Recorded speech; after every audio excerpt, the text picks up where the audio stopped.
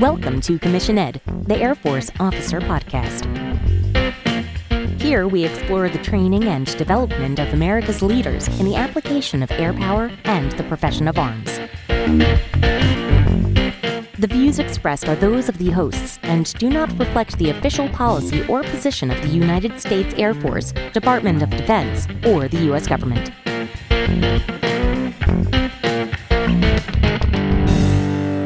Welcome back to another episode of Commission Ed, the Air Force Officer Podcast. I am Colin Slade. And I'm Reed Gann, and we're your hosts for Commission Ed. We wanted to take a slightly different approach on this episode. Think of it as kind of like a toolbox or something that our listeners could use in their practical day-to-day operations as either an officer in the Air Force or as a cadet going through Air Force ROTC or preparing to go through OTS. And we felt that given our recent conversations about promotions and the officer evaluation system, we felt that it would be appropriate for us to talk about bullets. Exactly. And for those who may not be familiar, unfortunately for everyone involved, including you and I, Colin, we're not talking about metal projectiles leaving barrels of weapons at high rates of speed. If only that was what we were talking about today. No, today we are talking about bullets, which are the kind in written form that essentially make everything happen around the Air Force. You're going to get promoted. It's because the bullets are good. Now, granted, those bullets need to be backed up by performance, but that's what we're going to be talking about today. How can you write for the people, for the situations that your people are in that will help them achieve the awards, the promotions, everything that they need to? Excellent. So, Reed, I'm a cadet in ROTC, or I'm someone who has interest in being an officer in the Air Force, but I haven't yet joined a commissioning source. What do you mean by a bullet? So a bullet is an abbreviated method of conveying information in written form. So if you or I were to go and do something, perform a retirement ceremony, for example, or we were asked to complete a task and we did so and were recognized for doing it very well. How do we record that information and how does that get put down on an awards package or on a promotion recommendation form or on our annual review? And that gets done in a bullet. So we have to find a way to very concisely convey a lot of information, and the Air Force has decided to use bullets. So just think of normal English, but very abbreviated so that you can convey a lot more information in a lot smaller amount of space. Yeah, and one thing that I want to emphasize, and you touched on this a little bit earlier, but I want to reemphasize the point that the reason that we should care about bullets is that you particularly, you as a person, like flesh and blood, you don't get promoted. You're not going to go stand in front of a promotion board and make your case on why it is that you should be promoted. Rather, it is a piece of paper that represents you with a bunch of bullets on it that actually gets promoted. A promotion board or a review board for an awards package, they are going to look at this piece of paper and make a judgment call on whether or not to promote you or give you an award, or even more importantly, to promote your airmen or give your airman an award. They are going to base all that judgment off of paper records, not you, flesh and blood, in person. And that just makes sense given the scale and scope of our service. You know, there's 320 some odd thousand active duty airmen. How on earth are you going to get them all in a room and pick the ones that get promoted? You just can't. Right? It's just sheer volume, mass. It's just unattainable. So this is how we do it. And another reason we're doing this is that it's not something that comes naturally. This is not any form of writing you've ever done in the past. And you need to be exposed early and often in order to get better. A few years ago, if you were to ask me, hey, how are you at bullets? A few years ago, I would have said, ooh, mediocre at best. And I knew I needed to improve, but I didn't really have the situation or the circumstances, and I personally didn't put forth the effort. I had a lot of people help me, and then I did have an opportunity to sit at the foot of a true master, and I really began to become better than average at writing bullets, and I've seen the benefits of it, and we want to make sure that we can, if at the very least, encourage you to think about it and seek out those other people that can help you get better. Awesome. So, Reed, you're going to take us through some of your lessons learned about bullet writing, some of the practical things that our listeners can use in their process of writing bullets and getting better at getting themselves and their people recognized. Now, before we start that, let's acknowledge the elephant in the room. Podcasting is not a good medium for learning and practicing bullets, but we hope that through this quick discussion about bullet writing, tips and tricks for capturing information and presenting it in such a way that is easily digestible and accurately reflects performance and merit, that we can all improve in our bullet writing. Yep. Thanks for that, Colin. That's a perfect segue into the first tip that I want to offer our audience. The first thing that you have to know in order to get better at writing bullets is that you must write bullets. You have to actually put pen to paper, fingers to keyboard, and you're going to have to actually write something in order to get better.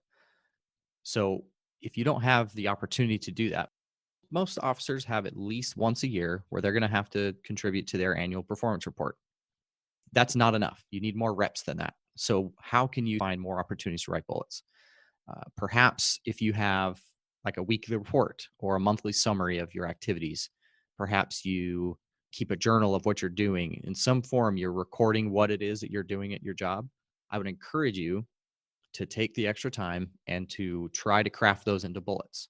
I actually had a supervisor who required me every quarter to submit an awards package.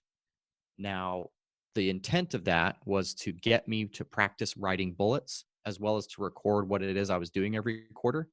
And that was really helpful for me in order to get me writing more bullets. When we teach this lesson at OTS, we actually give a very brief intro. We show a couple of bullets up on a PowerPoint. Then we hand out a lot of material, and then we start writing bullets. We will grade the bullets. We'll have what we call a murder board. Well, you'll put up everyone's bullets, and then you'll decide which ones are best. You look at other examples. You compare and contrast.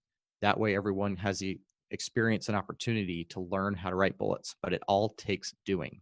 Yeah, the same is true in Air Force ROTC, and I assume the same at the Air Force Academy, that all our cadets and officers for that matter, they must spend time practicing bullet writing. So we have our cadets at ROTC practicing writing awards packages on GMC cadets, on freshmen and sophomores that are coming into the program, doing Cadet of the Month nominations or Cadet of the Year, or even taking their accomplishments from the previous semester or during that semester and having them write bullets on themselves so that they can get those repetitions in.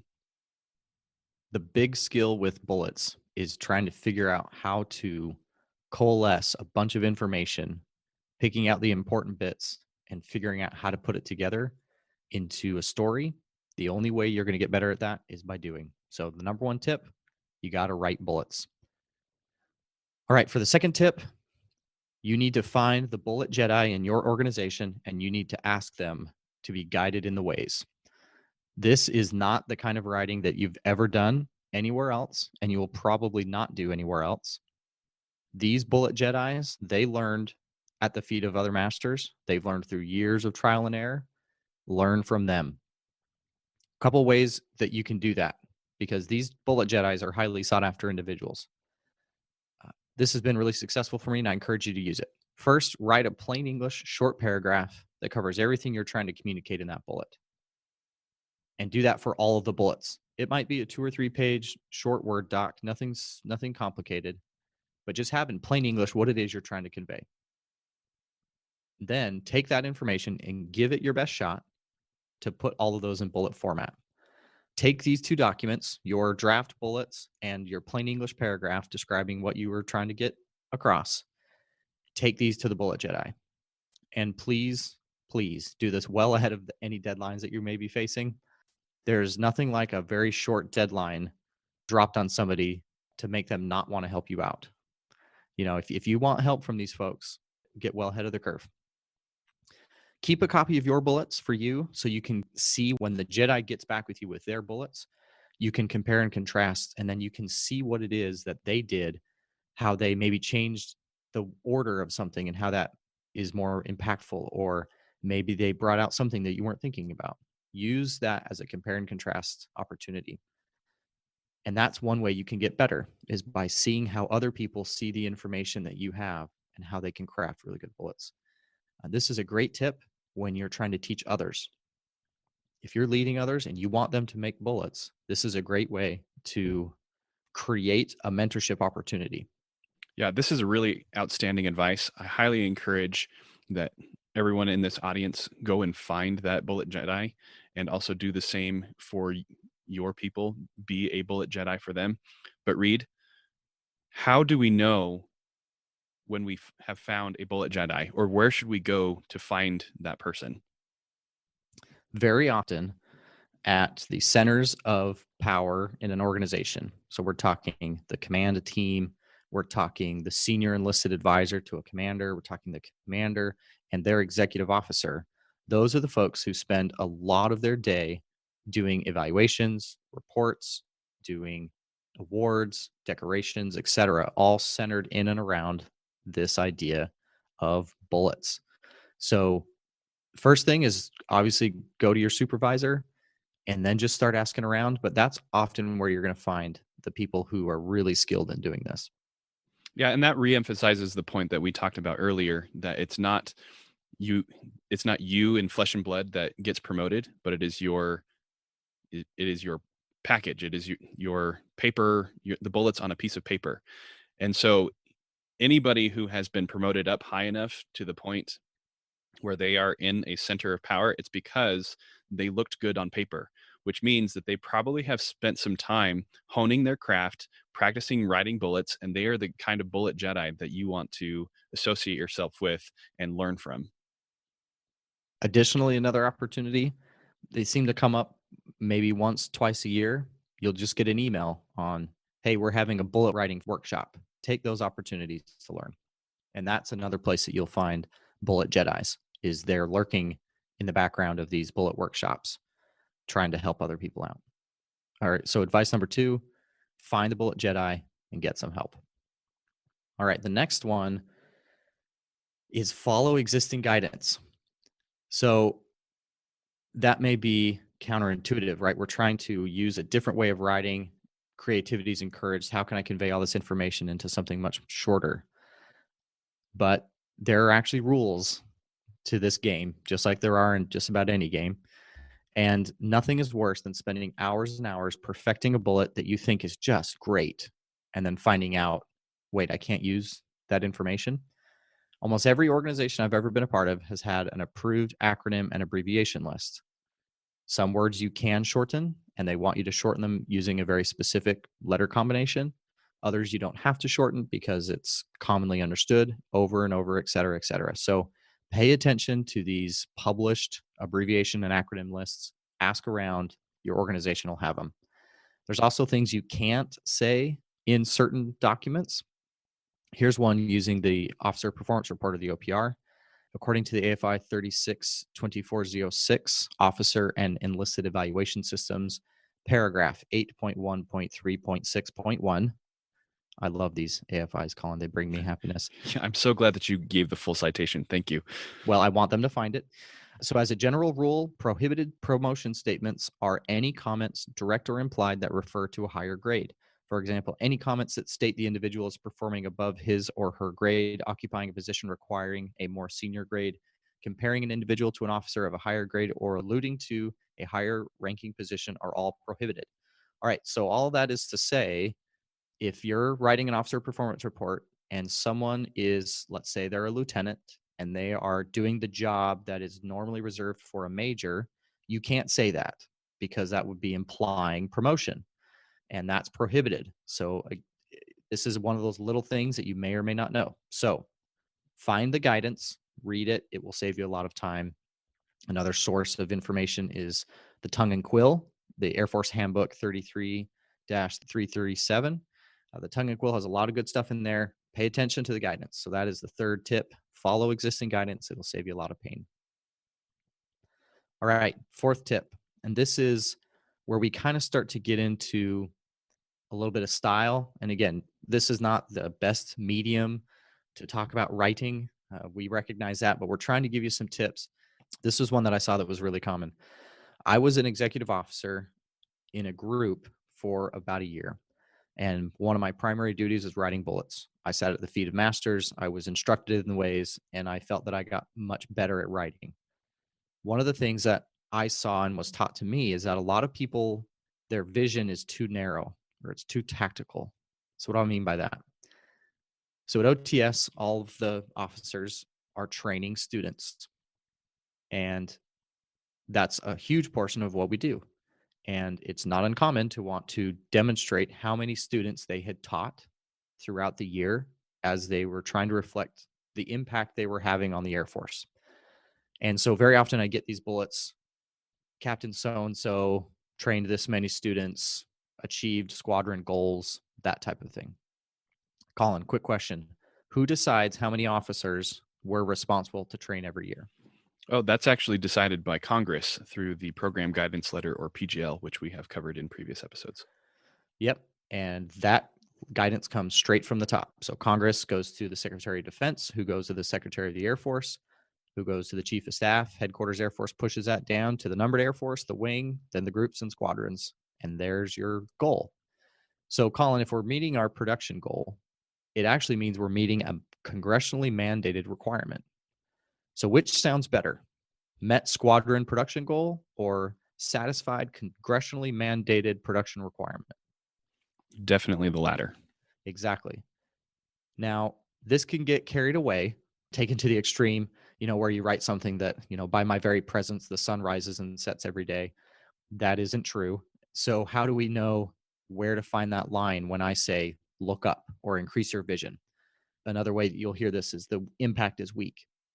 A tip to try to figure out how you're hitting the appropriate impact and that you're thinking about not just the tactical mission, the tactical what happened as a result of what I'm doing, is to say, so what? Once you've read the bullet, you've looked at it, okay, I accomplished this thing. Say, so what? Well, does that meet a bigger, broader goal that you're also part of? Say so what a couple times, and you'll kind of see how it builds to the overall mission of the Air Force. And a good rule of thumb with where do I stop when I'm trying to ask, well, how big of an impact do I have? So officer performance reports, for example, have at least 2 signatories. They'll have your direct supervisor and then very often what's called the senior rater. And depending on what job your senior rater holds, it's very often a wing commander. What is the mission of that wing commander? That is where your impact should be hitting. You should be fulfilling the objectives of that wing commander. And for me, my wing commander was tasked with producing 85% of the officers for the Air Force. So it's pretty reasonable that I'm helping that commander reach their congressionally mandated requirement. Yeah, and one thing that I just thought of, Reed, is that this is not necessarily directly related to bullet writing, but just officership in general, is that you should know what your commander's intent is. And at all times, you should be able to know what you are doing at the tactical level and how it is helping to carry out the commander's intent. So if you can understand your commander's intent, then it's pretty easy to answer those questions of so what about what it is that you are doing. And I'm not just talking about your flight commander's intent. I'm not talking about squadron commander's intent. You should know your boss's boss's boss, your wing commander and up, your senior rater. You should know their intent and how what you are doing, what your mission is, fits into that broader mission and commander's intent. Couldn't agree more. And I think that's an excellent thing for us to keep in mind. And when you really begin to internalize what am I doing and how does it impact the mission of the Air Force, you'll see what it is that you're doing and how it contributes. You'll know exactly what level of vision you should have when you write these bullets. So tip number 4, increase your vision. Look up to develop those stronger impacts. All right. Tip number 5 is just kind of a statement of fact that some career fields are a lot easier to write on than others. For example, I'm an intelligence officer, and a significant portion of what I do is classified. officer performance reports are unclassified. It becomes challenging at times to not break any of the rules about exposing classified information, yet conveying what it is I do. Yeah, the same thing is true on the CE side of things, on civil engineering side of things, that there are some career fields that are just a lot easier to write for or write bullets on than others. One example that comes to mind is the firefighters, as well as explosive ordnance disposal, or EOD. These two career fields are super easy to write about because what they do just sounds cool to begin with. You know, they're fighting fires, they're blowing up things, they're keeping people safe, they're saving lives. So that kind of thing sounds super impressive just to begin with, and they win awards all the time because of it. But one of the responsibilities that we have as officers in the Air Force is to not just take care of people who do the jobs that sound super impressive, but we have to recognize all of our people who are deserving. For example, you may be a security forces officer and you have to write bullets on the gate guard, the troop that's out there in front of the gate, checking IDs day in and day out. That's probably a difficult thing to write bullets on. Or maybe you have an admin NCO or knowledge ops NCO in a command support staff, a CSS, and what they do just sounds super mundane, but it's critically important to the proper execution of the mission and making sure that everything gets taken care of on the administrative side. And so you, as the officer responsible for that airman or that NCO, you need to be able to pull out the most important information from what it is that individual is doing in their job and tie it into that commander's intent that we were just talking about. And another thought on that is this doesn't apply just to officers, and it doesn't apply just to certain career fields. If you are a cadet in ROTC at the academy or at officer training school, some cadets that are within your realm of responsibility are just easier to write bullets on. But you have the responsibility to take care of everybody that's in your sphere of influence. So tip number 5, it's just a statement of fact. Sometimes it's easier to write on certain situations and on certain career fields than it is on others, but that doesn't relieve you of the responsibility to do the best you can to get everyone the recognition they deserve. All right, so 6, we're going to talk a little bit about style. So I'm going to bring up one style format that I've found successful, and Colin, you'll give us another one, and then we'll kind of wrap this up in a quick statement at the end. So with style, I like to use a format that follows a building type structure. Well, what does that mean?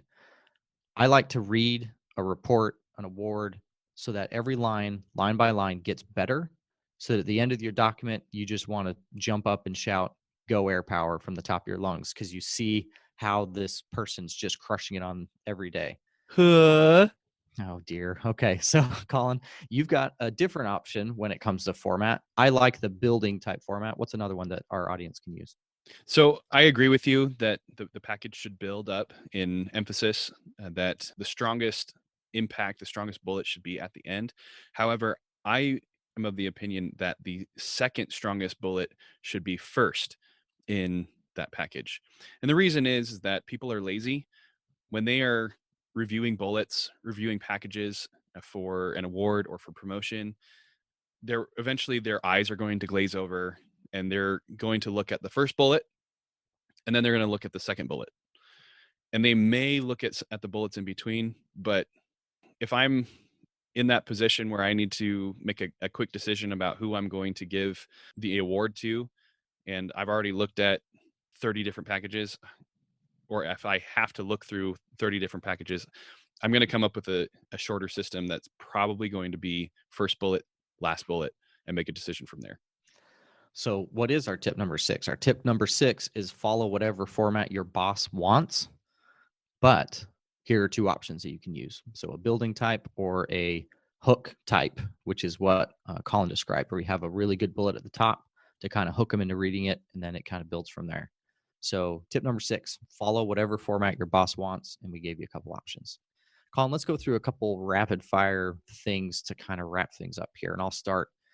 Exclamation points. Got to use them sparingly. once, maybe twice in an entire document. You don't want to go much more than that. Yep. Next up, start early.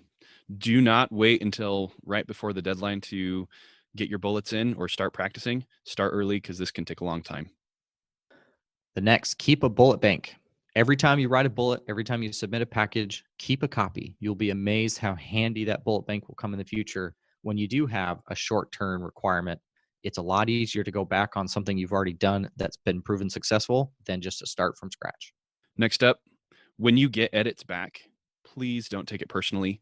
See that as an opportunity to improve. That senior NCO, that chief, that commander has taken some time to help you improve with your bullet writing. So take that as positive feedback and a way to get better at your craft. That leads us to our next one, and we've already mentioned it, but it's worth saying again. Every boss has a different style.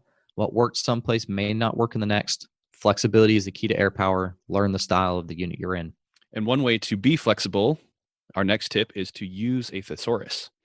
Don't get stuck in a rut using the same words over and over again or beating your head against a brick wall about how to fill that last bit of white space. Use a thesaurus. I've actually seen words that have been blacklisted from some commanders. They will reject entire reports if they have certain words on them. So exactly. All right, next tip. If you've done something that's the first ever or is the only one in the Air Force, those are really great things to key in on to use for your reports and for your awards. Use those things. Absolutely. A really good tip is to include numbers in your bullets if you can. Numbers are really good to give credibility to that bullet. Bigger numbers are even better. And if those big numbers can have dollar signs on them, that's even better.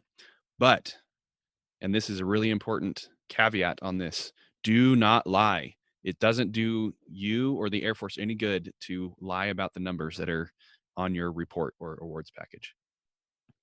I've actually had leadership come back and say, can you quantify this? Can you demonstrate that this quantity is actual? So people will call your bluff. Don't lie on the numbers. All right, and last little quick tip before we have a couple stories. Good artists copy, great artists steal. Reuse good bullets. Colin, am I saying I need to violate my integrity? What am I talking about here? No, what you're saying is that you shouldn't reinvent the wheel every time that you write a bullet. Exactly. You're going to have these Jedis who are going to pull open.